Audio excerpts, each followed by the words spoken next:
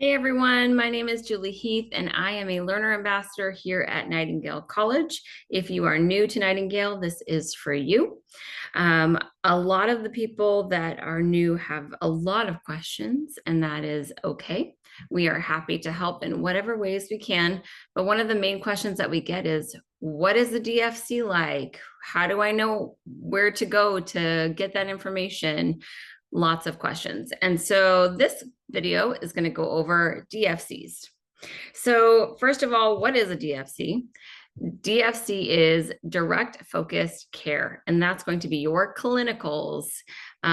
Depending on whether you are a local learner or a distance learner, will depend on how you are scheduled and where you will go and all kinds of things like that. For local learners, you are given an on average 10-day notice on when you get your from when you get your DFC to when you go. So you will need to keep an eye on your schedules for sure. If you are a distance learner like myself, I'm in California, you will need to check your schedule and they will give you on average, I say on average because it may or may not be, 4 weeks notice. That's what it tends to be in general. It is day 1 of week 2 of this semester, and I am super proud of our scheduling department. Kudos to y'all, because they have already started getting DFC notifications out, and quite a few people have gotten their schedules for their DFC. When do I find out? Well, they can send out a notification to you anytime between day 1 of the semester and week 12 of the semester. And if you are a local learner, it can go up to week 13 or 14, really. So please be patient. If you have not gotten your notification for DFC by week 10, don't freak out. It will happen. They did not forget about you. And you will be able to get your DFC and your clinicals taken care of. So please don't stress about it. Okay, where do I go to find my DFC notification? Well, I did do another video on your scheduling portal, but I will go ahead and share my screen and I will show you really quickly where to go to find your schedule.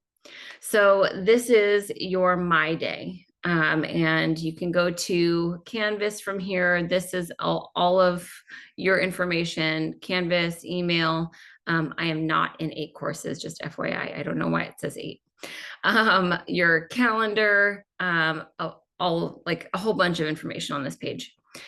To get to your scheduling portal from this page, you can go to NE Resources, and then you can go to EL Orientation. I've already enrolled in the course, so I'm going to go to course and it will take me to Canvas. The other way is through Canvas already. So if you go to your dashboard, you'll see if you already enroll in it, which you should have in the very first week of the semester, you will have to enroll in the course for your experiential learning orientation. And usually that's in your first nursing course. So you'll go into that one and it's the same. So you go into scheduling portal and then you click on scheduling portal link. And then this is your scheduling portal. On the right-hand side is where you will go to your learner schedule, and that's where you would find your DFC on the calendar. They will also send you an email in your school email address. So keep an eye on your email. They oftentimes will send it multiple times throughout the semester. Even if you've already completed your DFC, sometimes you still get notifications. So I don't know if they fixed that yet or not, but so don't freak out if you get notifications after you've already done your DFC. Don't worry about it. But this is where you'll go to see if you can find your notification for DFC. I don't have mine yet, so I go to each month. I'm in June now, and then I'm going to July. I don't have mine yet, which is totally fine. It's day 1 of week 2. I'm not worried about it at all. All right, so that's where you would go to see, and I would check this often, check this every day, especially if you're a local learner, because you want to make sure you have ample time to get everything you need, all your ducks in order for you to go to your DFC. What happens if I miss my DFC? Well, you're only able to miss 1 day, and they will schedule you a makeup day. And oftentimes, if you have to fly out to a DFC, your makeup day will be, you would have to fly out to wherever location, do a DFC, 1 DFC day, and then fly back. So I would highly suggest not missing any DFCs. If you miss more than 1, you will have to repeat the course. So please, please, please make sure that you are not missing those. So it's really important to keep an eye on your schedule, keep an eye on your emails. And if you have any questions, you can email schedulessupport@nightingale.edu. That's where you would go to. They are the ones that are scheduling you, and they would have all of the answers in regards to your schedule. However, please do not inundate them with emails prior to getting a notification. If you are in week 12 and you're like, hey, remember me? Do I have a DFC? Maybe at that point in time, I would send an email and say, hey, I haven't gotten mine yet. Do I have one cooking, or what's going on? But please don't email them throughout the semester. That's just going to delay their responses to everyone if they're getting inundated with emails. Okay, so that's where you go. So your school email and here. Okay, what are DFCs like? So DFCs are 4 days, okay, during the semester.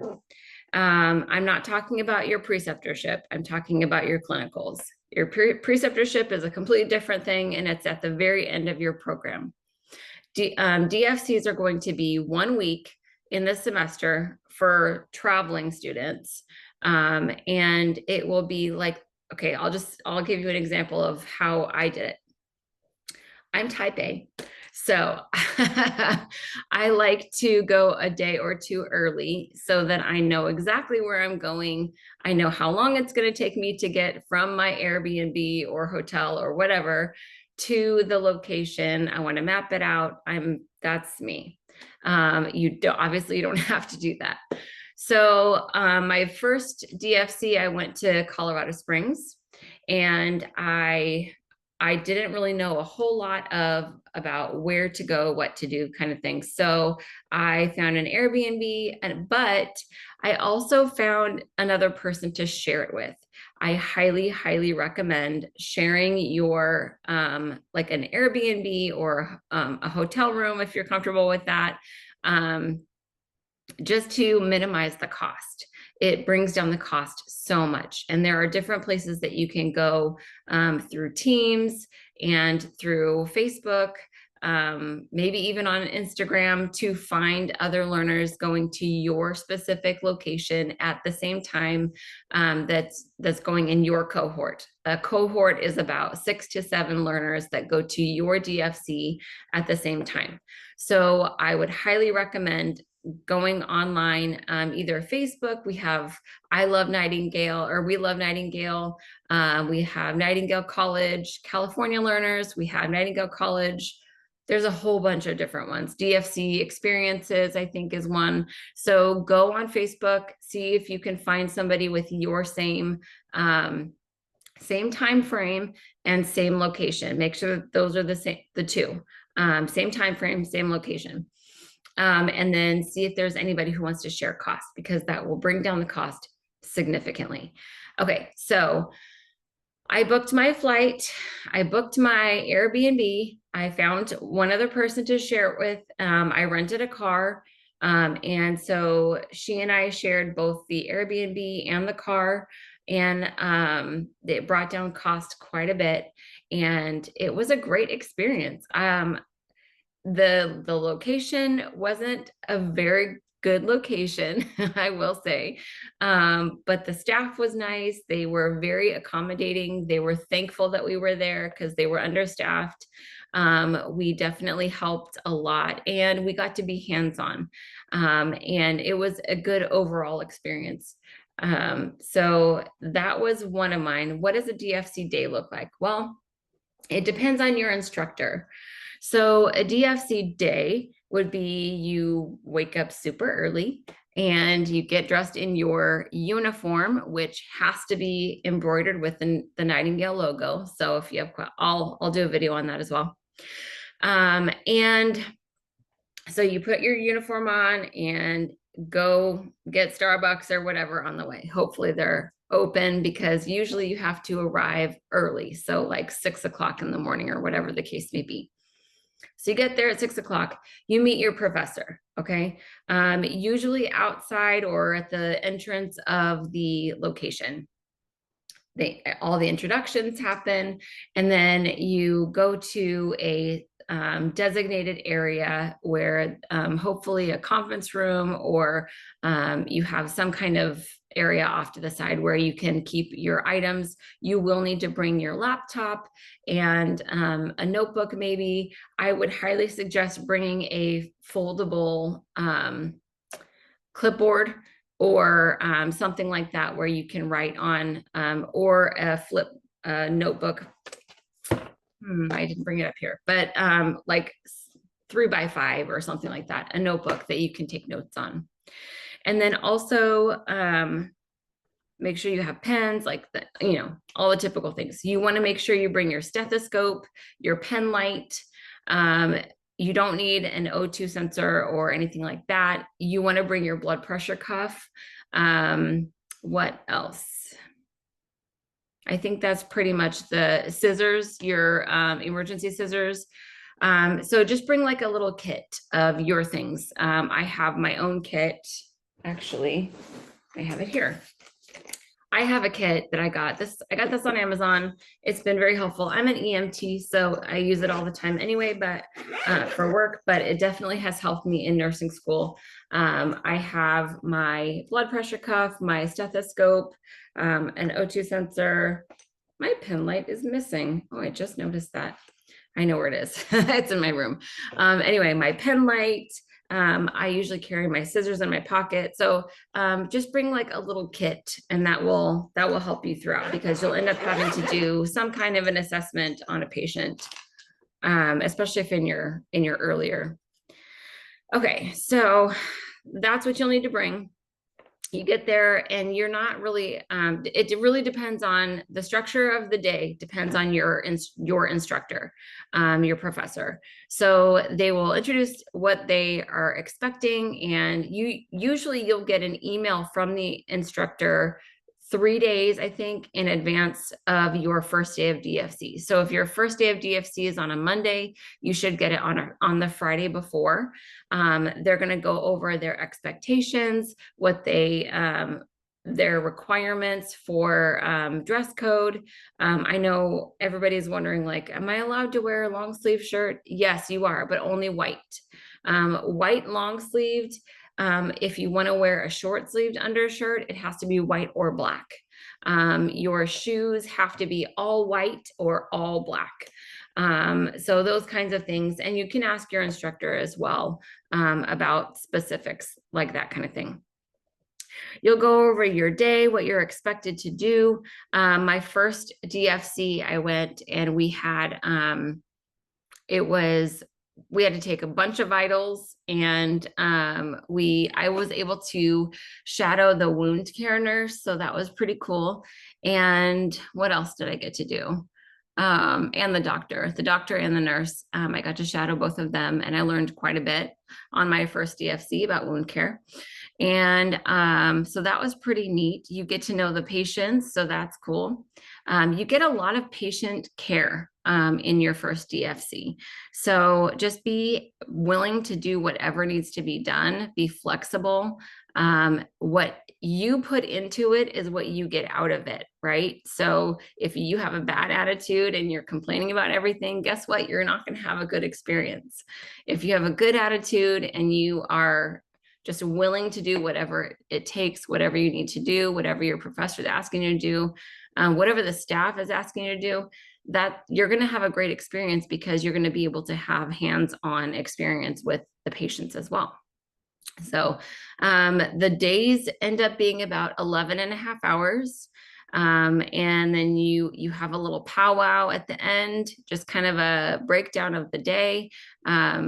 Sometimes they'll go over different scenarios with you and ask questions. Sometimes you'll have to give report, and you'll have to give like a breakdown of medications, that kind of thing. So that's a typical day. And then you go back to your Airbnb or whatever you want to do.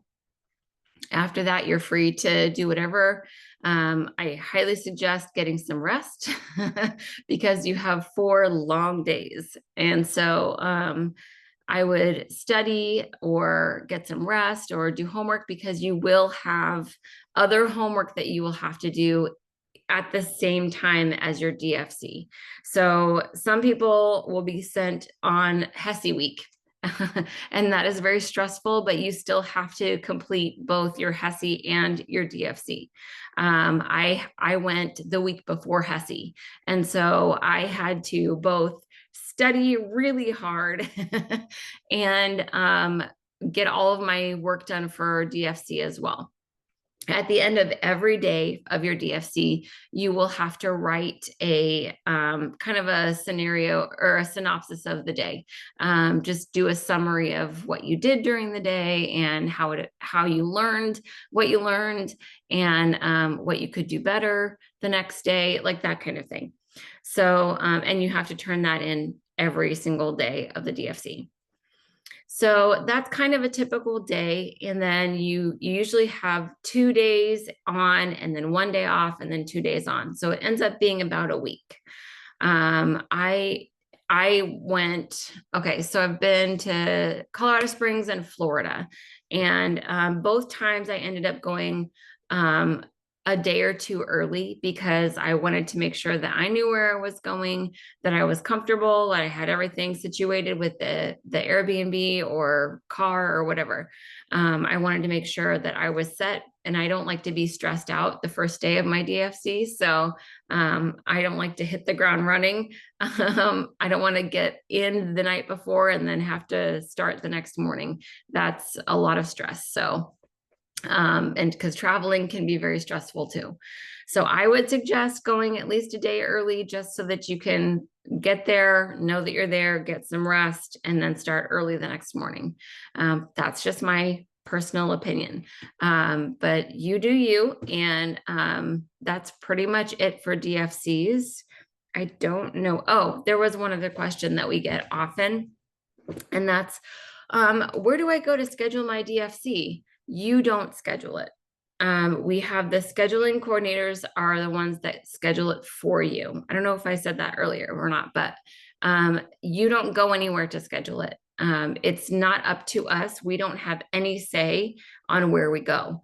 So the scheduling team is a phenomenal team, and they work really hard to get everybody scheduled. There are a lot of us and not very many of them. And so they try to get everybody scheduled in a timely manner, and they try to work with accommodations as much as possible. So for example, at the end of every semester, you will get to fill out what's called a pre-semester variance form. And what that form does is it allows you to say, I would like to have these 5 days off. So you can choose 5 days consecutively or 5 intermittently throughout the semester, and request for those days off. And I say request like that because it is just that. It's a request. They don't necessarily have to accommodate you on that request, but they do try. They do try really hard to get you those days off. For example, if this semester one of my kids is graduating from high school, I am not missing that. So I put in a request to have this day off, or the day before, the day of, and the day after off, just to make sure that I'm not flying anywhere. The day before, the day after, I want to make sure that I'm here. So those 3 days I had requested off, but they may give me a DFC on that day. So if for whatever reason, if that happens, I am sorry. It is unfortunate, but we're in nursing school, and nursing school doesn't stop for anything, because nurses don't stop for anything. We work on holidays, we work on birthdays, we work, you know what I mean? So being flexible is such a huge part of being a nurse. And so it starts now. So please fill out the pre-semester variance form. Yeah. At the end of the semester, and submit that. I think it's open 2 or 3 weeks before the semester ends, and it's only open for 2 weeks or so. So make sure you get that in for the following semester. And they will accommodate as much as they can those requests. So I think that's it for DFCs. Check your schedule often, because this is how you will find out. Sometimes you get your schedule before you get a notification. I did this last semester. I got my schedule in my learner schedule portal a couple of days before I got a notification through email. So keep an eye out for that. And then also remember, go online and find people who are willing to travel with you, or willing to share costs with you, because that will help so much. So that's all I have on DFCs. And if you have any questions, I'm happy to help you. Your learner ambassador is happy to help you, and your strategist is happy to help you. Your learner ambassadors are going to be your other fellow learners that are going through this with you. Strategists don't necessarily have the experience that we do, because they don't go through it, but we are happy to help answer any questions that you may have. And that's all that I have for today. So flame forward. Have a great day.